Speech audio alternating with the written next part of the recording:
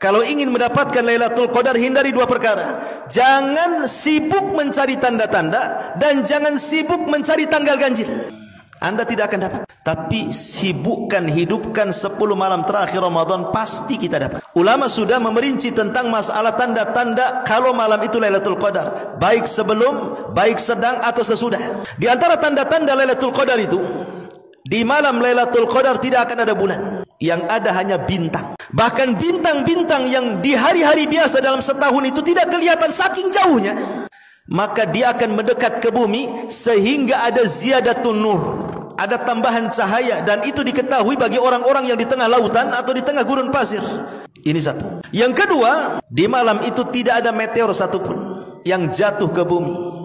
Karena fungsi meteor itu apa? Syuhuban lisyayatin, untuk melempar setan. Setannya saja tidak bergerak, macam mana ada meteor? Malam itu tidak akan Anda dapati meteor satupun yang jatuh satu dunia ini.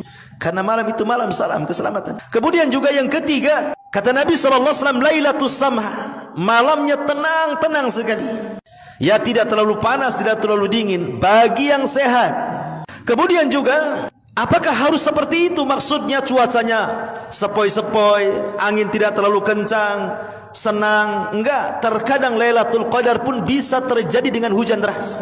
Itu pun tanda Lailatul Qadar. Kenapa? Karena Rasul pernah malamnya Lailatul Qadar, kemudian besoknya Rasul sujud, rupanya Rasul merasakan di dahinya at-tinu wal mah. Jadi ada air dan tanah yang menempel di dahi. Maknanya malamnya hujan. Sehingga tidak mesti cerah gitu cuaca Lailatul Qadar. Bisa saja terjadi hujan deras malam itu Lailatul Qadar. Tapi walaupun hujan deras tidak membahayakan, tidak ada angin kencang, ya hujan-hujan gitu saja. Karena hujan itu salah satu tanda turunnya rahmat, turunnya para malaikat itu saat hujan. Makanya doa sewaktu hujan itu mustajab. Dan itu juga sebagai tanda-tanda Lailatul Qadar. Tetapi tanda-tanda yang paling jelas Lailatul Qadar itu justru setelah Lailatul Qadar lewat dari kita. Kapan itu? Di pagi hari. Malamnya Lailatul Qadar, paginya itu tanda-tanda yang paling jelas. Apa itu? Anna syamsa la syia'a fi, matahari cahayanya tidak terlalu menyorot, maknanya sedikit redup sehingga kita bisa melihatnya. Imam Ibnul Qayyim memberikan alasan kenapa matahari di malam Lailatul Qadar itu kok cahayanya berbeda dengan setiap hari terbitnya. Ada 3 alasan kata beliau. Yang pertama, karena malam Lailatul Qadar itu penuh dengan malaikat, sehingga di pagi hari malaikat itu mereka naik ke langit.